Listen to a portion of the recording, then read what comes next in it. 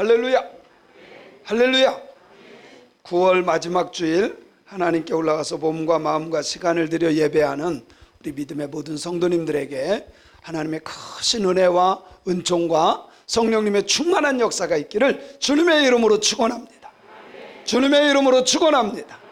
우리 옆사람과 가장 기쁜 마음으로 이렇게 인사했으면 좋겠습니다. 예수님을 닮아가는 사람이 진정한 그리스도인입니다.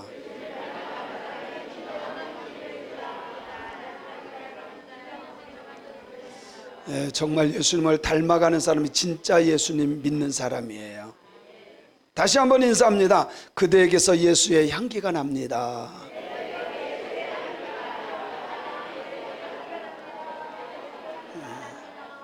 그래요. 예수 믿는 사람들에게서 분명히 예수 믿는 향기가 나야 될 줄로 믿습니다. 웨슬리 목사님이 왜 이곳을 그렇게 가기를 원했을까? 분명한 이유가 있을 거예요. 그죠? 3개월이라고 하는 시간이 걸리는데 왜 여기를 그렇게 가기를 소원했을까? 이유는 이런 겁니다. 이제 웨슬리 목사님이 열심히 신앙생활 하다가 자기도 선교를 해야 되겠어요. 선교를 해야 뭔가 하는 것 같아요. 그래서 신대륙인 지금 미국의 조지아주 그쪽으로 선교를 나갑니다. 근데 갈 때에 배를 타고 가는데 대서양을 건너가는데 태풍을 만납니다. 배가 엎치락뒤치락 할 때 모든 사람들이 다 두려워해요. 배가 침몰될까 봐. 근데 유독 평안한 사람들이 있어요. 그 사람들이 모라비안 교도들이에요. 이 사람들은 막 배가 엎어질 듯 한데도 두려워하지를 않아요. 얼굴에 평안이 있어요. 그래서 물어봅니다. 당신들은 두렵지 않습니까? 그때 모라비안 교도들이 우리는 구원받았기 때문에 지금 죽어도 천국 가기 때문에 두렵지 않습니다. 충격을 받아요. 웨슬리 목사님뿐만 아니라 다른 사람들도 굉장히 두려웠었는데 이 두려움은 믿지 않는 사람들은 죽을까 봐 두려워했지만 웨슬리 목사님은 죽을까 봐 두려운 것이 아니라 내가 지금 죽으면 천국 갈 수 있을까? 이것 때문에 두려웠던 거예요. 내가 지금 죽으면 천국 갈 수 있을까? 근데 모라비안 교도들은 두려워하지 않는 거예요. 너무 평안한 거예요. 굉장한 충격을 받아요. 그래서 저 사람들 어떻게 신앙생활하면 저렇게 할까?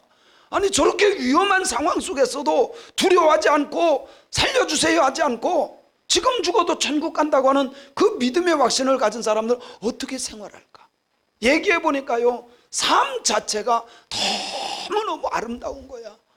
얘기를 들어보니까 다 헌신하고 희생하고 도와주고 그러니까 너무 아름다운 삶을 살아요. 그래서 웨슬리 목사님이 저런 사람들이 사는 마을을 갔으면 좋겠다 꿈꾸다가 1738년 6월 13일 날 출발을 합니다.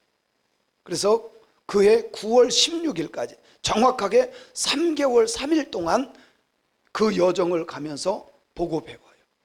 거기서 배웠던 것은 우리가 지금 하고 있는 속회입니다. 속회, 목장.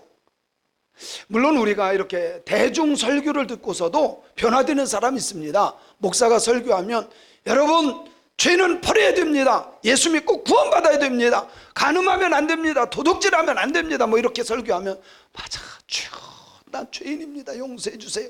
이렇게 회개하는 사람도 있지만 대체적으로 대중 설교에서는 그냥 듣고 흘려버려요. 그런데 목장 예배에서는 다 얘기합니다. 내가 지난주에 이 말씀을 듣고 이렇게 용서했습니다. 이렇게 회개했습니다. 말씀 듣고 이렇게 참았습니다. 그랬더니 내 마음이 기쁨이 있습니다. 이게 목장 예배가 드려지지 않으면요 변화되기가 어렵습니다. 고집 부릴 거 다 부리고 욕할 거 다 하고 사기칠 거 사기치고 남녀관계가 이상해지고 못된 짓 다 하고 변화되지를 않아요. 대중 설교는요 정말 특별한 사람 아니고서는 변화되기가 어려워요. 그런데 소그룹에서 웨슬리가 이 소그룹 이것을 붙잡은 거예요. 맞다, 이것 때문에 사람들이 변화되는구나. 그래서 웨슬리가 정말 붙잡았던 그 시스템이 있습니다. 바로 우리가 말하는 밴드 시스템이에요. 우리가 말하는 목장 예배예요. 목장 예배. 여기에서 우리 성도님들 아무 말도 않고 한다고 하면 아멘 이거밖에 안 차나요. 근데 목장 예배에 가면 내 아픔도 얘기하고, 내가 말씀을 이렇게 지켰다, 말씀 지켰더니 이런 역사가 있었다, 뭐 남편하고 싸우는데 회개했다, 이런 얘기를 하면서 진짜 예수 그리스도의 사람이 되어져 가는 거예요. 할렐루야. 목장 예배 드려야 되겠어요? 안 드려야 되겠어요? 그러니까 안 바뀔 사람은 에이 뭘 하고선 그냥 가세요. 절대 변화가 없습니다. 욕할 거 다 하고, 싸울 거 다 싸우고, 못된 짓 다 하고, 그냥 그렇게. 여러분 그렇게 신앙생활하면 미안하지만 안 돼요. 안 돼요. 그래서 웨슬리 목사님이 맞다 저거다 그래서 붙잡고 와서 한 것이, 물론 그 밴드가 있었지만 거기에 정확한 것을 도입을 한 것이 바로 이 밴드 시스템이라고 하는 겁니다. 문제는 예수님을 믿고 교회 다니면서도 변화되지 않는 게 가장 큰 문제예요. 그래서 우리는 늘 질문을 해야 됩니다. 내가 다니는 교회가 진정한 교회인가? 나는 진정한 신앙생활을 바로 하고 있는가? 정말 질문을 해야 돼요. 이 질문을 하지 않으면 엉뚱한 길로 걸어갑니다. 엉뚱한 길로 걸어가요. 저는 우리 성도님들이 하나님이 원하는 그런 신앙생활을 했으면 좋겠어요. 저는 이번에 헤르노트를 다녀오면서 확신을 가진 게, 우리가 잘못된 방향으로 가는 게 아니구나. 제가 이렇게 하는 게 선교와 성화거든요. 근데 정확히 헤르노트에서 주장했던 게 이거 두 가지예요. 너무 정확하게. 뭐 우리 집사람도 같이 들었으니까. 사람들이 교회를 다니고 예수를 믿으면 분명히 변화되어야 되는데 변화되지 않는 이유가 죽지 않아서 그래요. 그죠? 죽지 않아. 날마다 부활하죠. 근데 성경은 우리 주님이 말씀합니다. 내가 온전한 것 같이 너희도 온전하라. 아버지가 거룩한 것처럼 너희도 거룩하라. 온전함과 거룩함을 강조하고 있어요. 그래서 성경에 보면 요한복음 17장 23절에 이렇게 말씀합니다. 요한복음 17장 23절 같이 읽어볼까요? 곧 내가 그들 안에 있고 아버지께서 내 안에 계시어 그들로 온전함을 이루어 하나가 되게 하려 함은 아버지께서 나를 보내신 것과 또 나를 사랑하심 같이 예수님의 제자들, 예수 믿는 사람들도 사랑하신 것을 세상으로 알게 하려 함이로소이다. 그죠? 내가 그들, 예수님이 제자들 안에 있고 아버지께서 예수님 안에 계시고 그들로 온전함을 이루어 하나가 되게, 성도들이 하나가, 제자들이 하나가 되게 하고. 할렐루야. 아멘. 고린도후서 13장 9절에 보면 이렇게 말씀해요. 시작. 우리가 약할 때에 너희가 강한 것을 기뻐하고 또 이것을 위하여 구하니 곧 너희가 온전하게 되어져 가는 거다. 그것 때문에 우리는 기뻐한다. 우리가 약할 때, 제자들이죠. 사도 바울이에요. 사도 바울, 우리가 약할 때 너희는 오히려 강해지고. 여러분 보세요. 사도 바울이 가서 복음 전하면서 얼마나 얻어맞습니까? 얼마나 몰매 맞고 사람 대접을 받지 못하죠. 우리는 대접 못 받고 약하지만 너희는 오히려 믿음이 강해져서 이렇게 강해지는 것, 그것을 보면 너무너무 기쁘다. 이것을 위해서 구하니 곧 너희가 온전하게 되어져 가는 거다. 진짜 예수님 믿는 사람답게 되어지는 것을 우리는 그리스도인의 온전이라고 말을 합니다. 히브리서 10장 1절에 보면 이렇게 말씀하고 있어요. 히브리서 10장 1절. 해마다 늘 드리는 같은 제사로는 나오는 자들을 언제나 온전하게 할 수 없느니라. 여러분, 율법은 우리를 온전하게 할 수가 없어요. 우리가 아무리 열심히 율법을 지키려고 해도 할 수 없고, 구약에 지내던 그 제사로는 우리가 온전히 되어질 수가 없다는 거예요. 종교적인 행실로 우리가 온전해지는 것이 아니라 성경은 말씀합니다. 오직 예수 그리스도로만 온전해질 수 있다. 그래서 히브리서 10장 14절에 보면 시작, 그가 거룩하게 된 자들을 한 번의 제사로 영원히 온전하게 하셨느니라. 예수 그리스도께서 십자가에 달려 돌아가심으로 말미암아 우리의 화목제물이 되시고 번제물이 되시고 우리의 속죄제물이 되어주셔서 예수님 때문에 우리가 온전하게 되는 것을 믿습니다. 그래서 우리가 의지할 분은 예수님밖에 없어요. 그래서 히브리서 12장 2절에서는 우리에게 이렇게 말씀해 줍니다. 시작, 믿음의 주요 또 온전하게 하시는 이인 예수를 바라보자. 이 말은요, 예수를 쳐다보고만 있으라는 것이 아니라 예수님 바라보고 배우고 예수님 바라보고 그대로 살라는 거예요. 주님처럼. 어떻게? 주님처럼 살라는 거예요. 믿음의 주요 온전하게 하시는 예수님 바라보고 그분 따라가시기를 주님의 이름으로 축원합니다. 축원합니다. 그래서 오늘 본문 말씀, 사실 고린도전서 10장에 있는 말씀은요, 핵심이 딱 두 가지예요. 자, 먼저는 1절부터 5절까지 보면 고린도 교인들아, 똑바로 신앙생활 해야 돼. 올바로 알고 똑바로 신앙, 그런 이야기예요. 자, 1절부터 5절까지 한번 읽어볼게요. 시작. 고린도 교인들아, 나는 너희가 알지 못하기를 원하지 아니하는데 우리 조상들이 다 구름 아래 있고, 이건 구약에서 출애굽하는 것을 말해요. 바다 가운데로 지나며 홍해를 지나며 모세에게 속하여 다 구름과 바다에서 세례를 받았다. 이거 우리가 교회 나와서 세례 받은 거고 똑같은 것을 지금 구약의 사람들을 얘기하는 거예요. 모두가 같은 신령한 음식을 먹으며 모두가 같은 신령한 음료를 뒤따르는 신령한 반석으로부터 마셨으니 그 반석은 곧 그리스도라. 그런데 이것이 뭐예요? 모형이야, 모형. 구약에서는 하나님께서 그렇게 먹이시고 마시게 했는데 그것은 예수님, 장차 오실 예수님을 모형, 그림자일 뿐이야. 그런데 5절에 보니까 시작, 그러나 그들의 다수를 하나님이 기뻐하지 아니하셨으므로 그들이 광야에서 멸망받았다.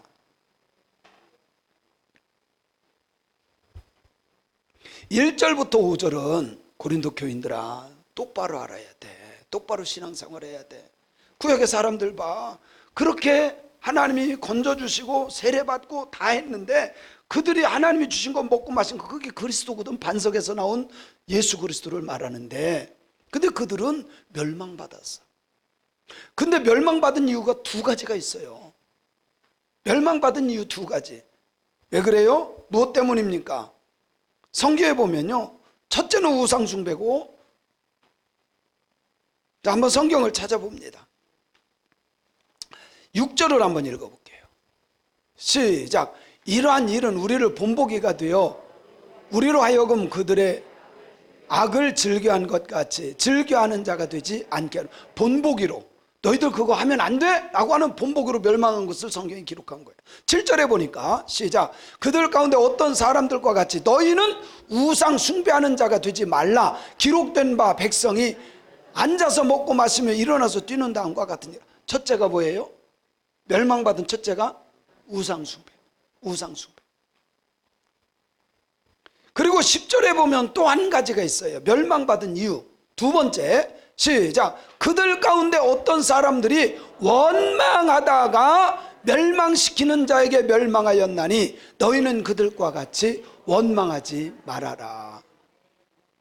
첫 번째는 뭐라고요? 두 번째는, 여러분, 원망과 불평은 어떤 상황에서도 하면 안 돼요. 이건 마귀에게 물리는 거예요. 여기 성경을 잘 보세요. 어떤 사람들이 원망하다가 멸망시키는 자에게 멸망당했어.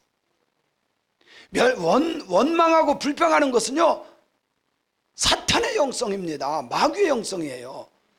가정이 됐든 학교가 됐든 직장이 됐든 어떤 상황에서도 원망하고 불평하지 말아라. 헤르누트에 갔더니 원칙 중에 하나가 뭐냐면 감사와 기쁨이에요. 거기는 삶의 신조가 감사와 기쁨이야. 이게 뭐예요? 성경이에요. 성경. 항상 쉬지 말고 범사에 삶의 신조가 이거요.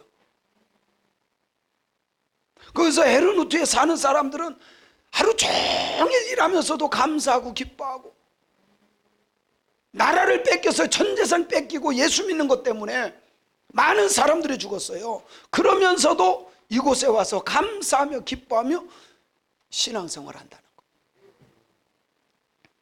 우리가 하지 말아야 될 것 두 가지 뭐라고요? 우상숭배, 두 번째 원망하지 마라. 여러분, 집에서도 원망하지 맙시다. 교회에서 원망하지 맙시다. 이 원망은요, 습관입니다. 죄의 뿌리가 콕 박혀가지고 계속 원망해. 부모님께 원망하고, 남편에게 원망하고, 자식에게 원망하고, 아내에게 원망하고, 옆집에 원망하고. 원망하지 마세요. 이거 마귀에게 속는 거야. 그냥 감사해. 옆 사람 쳐다보고 그냥 감사합시다. 그냥 기뻐합시다. 진짜 예수 믿는 사람은요, 그냥 감사하고 그냥 기쁨이야. 성경은 뭐라 그래요? 범사에 감사, 항상 기쁨. 믿습니까? 믿습니까? 성경 말씀대로 원망하다가 멸망시키는 자에게 멸망하였나니 너희는 그들과 같이 원망하지 말래. 아니, 하나님의 거룩한 하나님의 말씀에 좋은 얘기, 복된 얘기만 쓰지 왜 멸망당한 것까지 쓰느냐, 왜 이런 걸 뭐 하려고 여기다 쓰느냐 이 말이에요. 그런데요, 다 이유가 있어요. 11절에 보니까 왜 이런 걸 기록하느냐. 시작.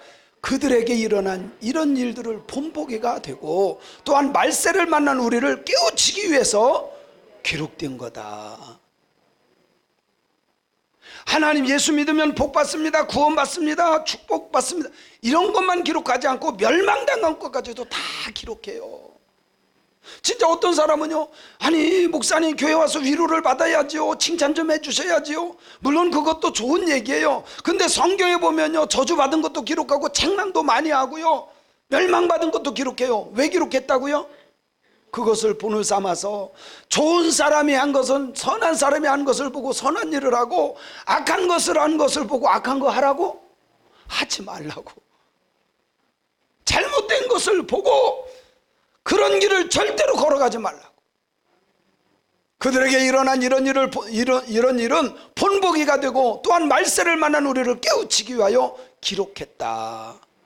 이 말씀을 보면서 우상은 버리고 원망 불평 버리고 하나님의 말씀으로 감사하며 기뻐하며 살아가는 복된 가정 되기를 바랍니다. 복된 교회가 되기를 바랍니다.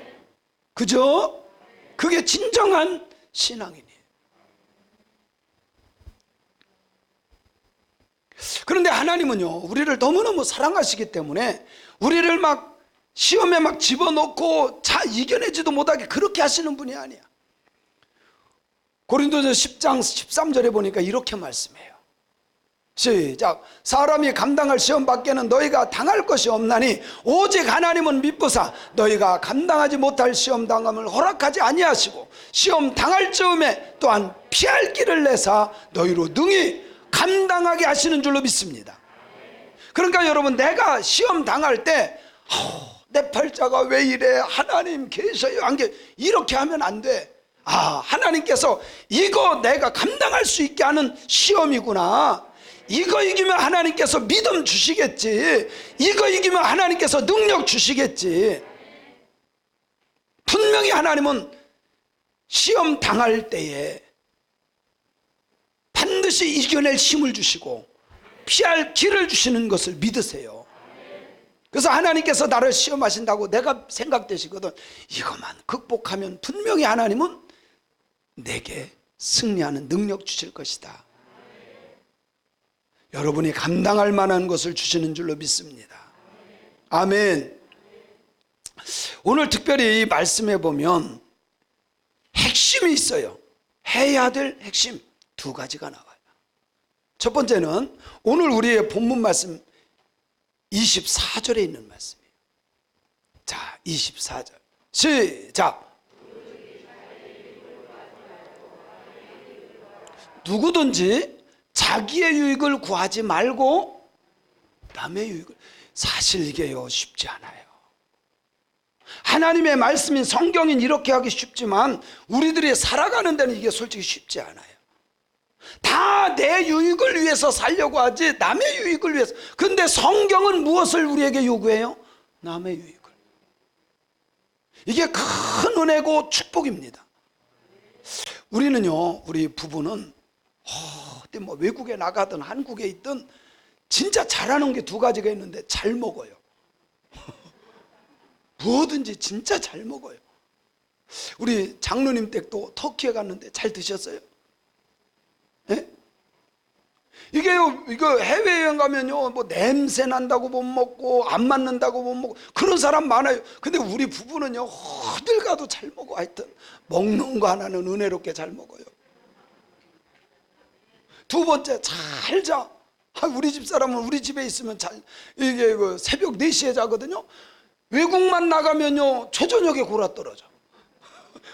외국 나가면 저보다 먼저 자요. 잠을 얼마나 잘 자는지.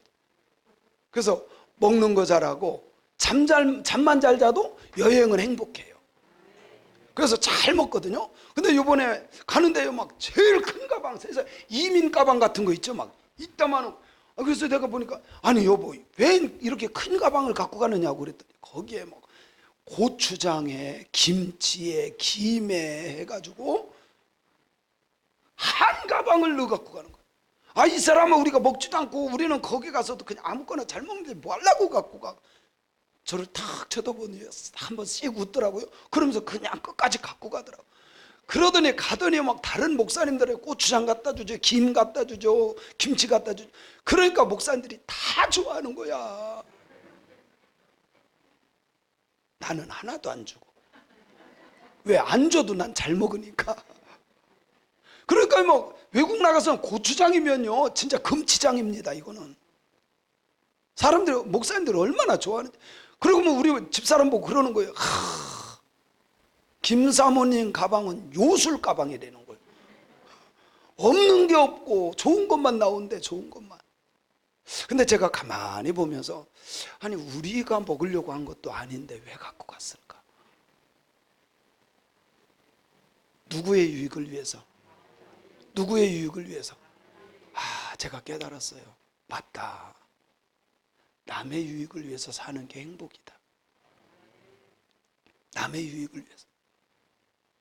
그것을 보면서 나는 생각을 못했는데, 나는 그냥 간촐하게 그냥 갖고 와서 갔다가 오는 거 생각했는데, 이 사람은 다른 사람을 돕기 위해서 부피 크게 막 큰 가방 낑낑거리고 갖고 가서 나눠주는 거. 우리 성도님들도 그래요.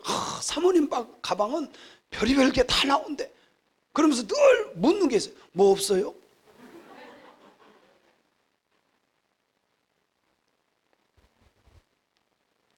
오늘 말씀해 보니까 누구든지 자기의 유익을 구하지 말고 남의 유익을 구하는 삶을 살아라. 할렐루야. 아멘. 교회 다니다가 시험 든 사람들은 대부분 이런 말을 합니다. 교회가 사랑이 없어서, 교회가 정이 없어.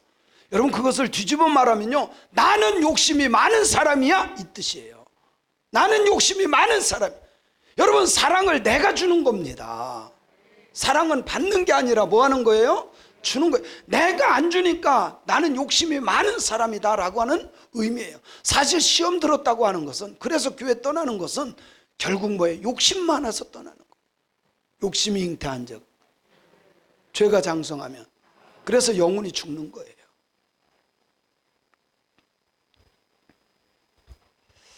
이번 헤른 후특기를 이렇게 순례하면서 참 많은 것을 묵상하고 배우게 됐어요.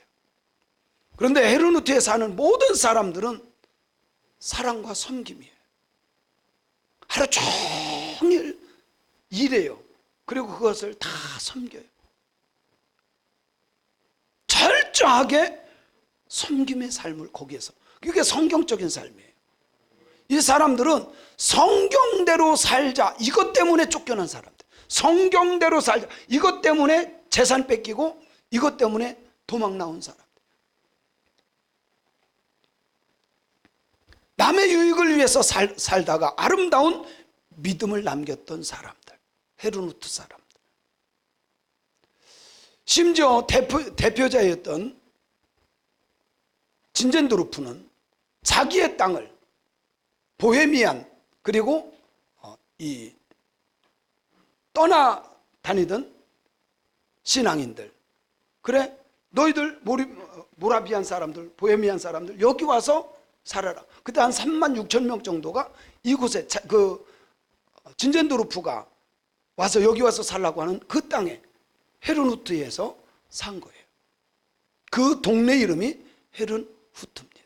그래서 웨슬리 목사님이 진짜 거듭난 사람들, 진짜 예수의 사람들, 그 사람들은 어떻게 살까? 그것을 보기 위해서 여기까지 3개월을 갔다 온 거예요. 심지어 이 헤르누트 사람들이 얼마나 섬기는 삶을 살았냐면 해외 선교, 세계 선교에 최초로 세계 선교를 했던 사람들이 헤르누트 사람들이에요.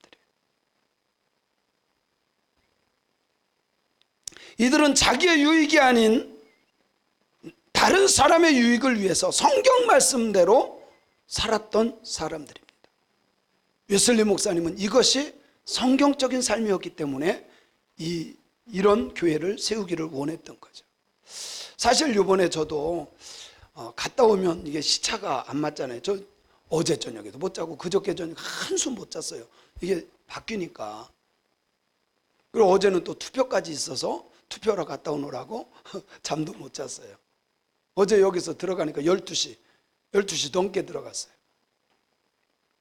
오늘 새벽에도 이거 마지막 마무리까지 다 하고 설교문까지 다 탈고하고 그리고 나서 이렇게 올린 거, 아까 영상 본 거 있죠? 그를 23명의 그 회원들이 갔는데 그 교회들 다 보내줬어요. 제가 이걸 가지고 똑같으니까, 같은 루트 갔으니까 다 고맙죠. 이거는 나만을 위한 것이 아니라 누군가를 위해서, 여러분 성경 말씀대로 나만을 위한 것이 아니라 누군가를 위해서 사는 그런 복된 삶을 살아가기를 주님의 이름으로 축원합니다. 주님의 이름으로 축원합니다. 이 사람들의 기도 제목이 있었어요.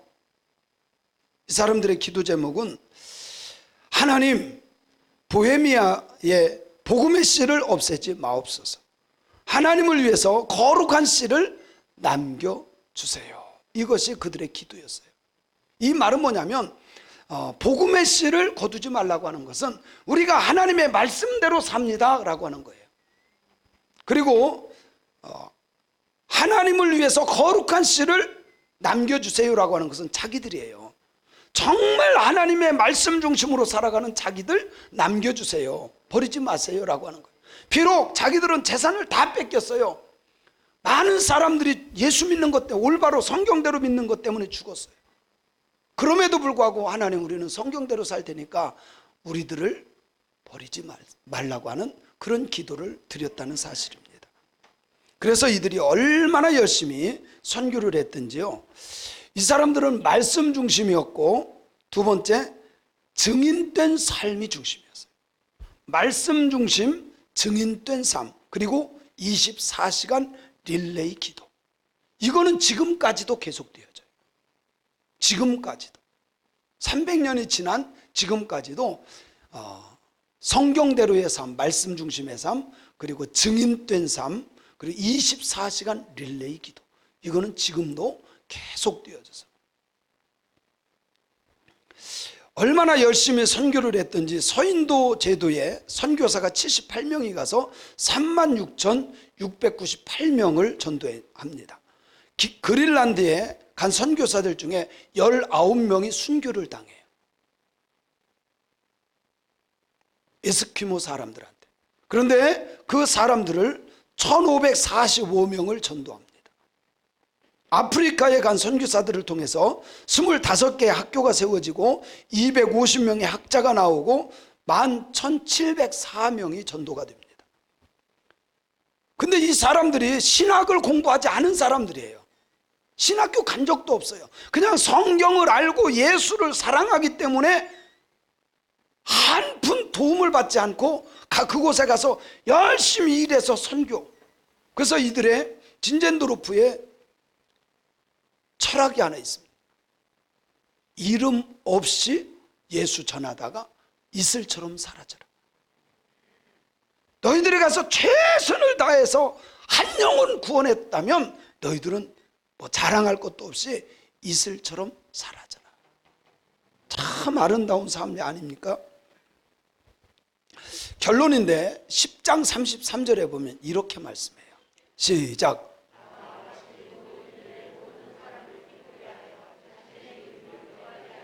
많은 사람의 유익을 구하여 그들로 무엇을 얻으려고?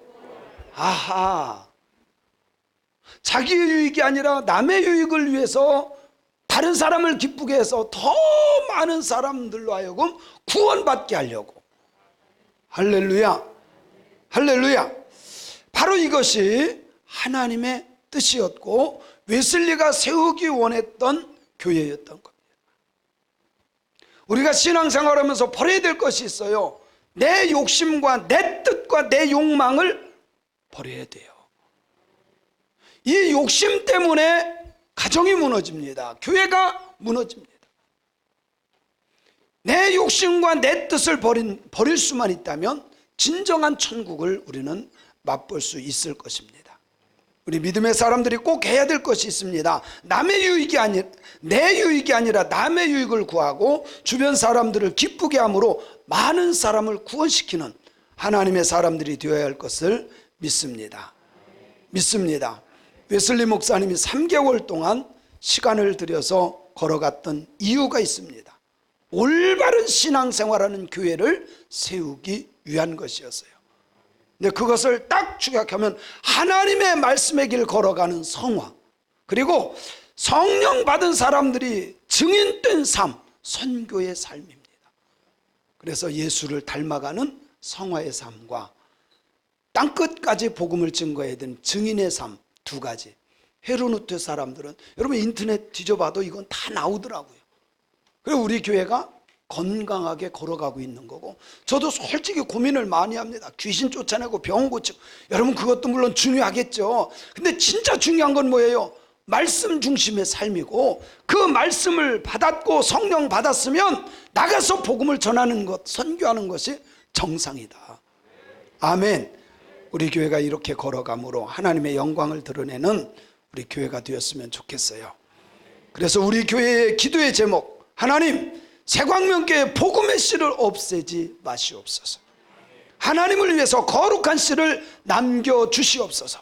우리 새광명교회의 영원한 기도의 제목이 되어야 할 줄로 믿습니다.